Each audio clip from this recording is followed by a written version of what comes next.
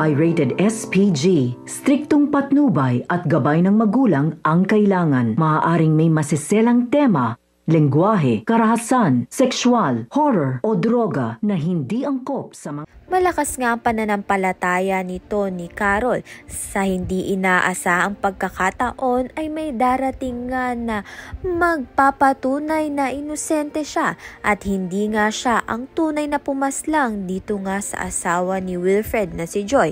Kaya naman nga't may karapatan nga raw siyang makalaya dahil hindi naman nga niya ginawa ang pinaparatang sa kanya.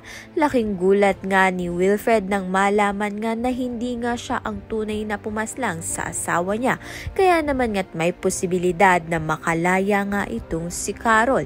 Sa kabilang banda naman nga nang malaman nga ni Wilfred na buntis nga muli itong si Carol, ay sinabi niya na nga dito na hihintayin nga lang ni Wilfred na manganak itong si Carol at ilalayo at kukunin niya na nga agad ang anak nila. Hindi nga makakapayag itong si Carol, kaya naman nga dulot ng stress sa pag-iisip ay natumba nga siya at dinala sa ospital.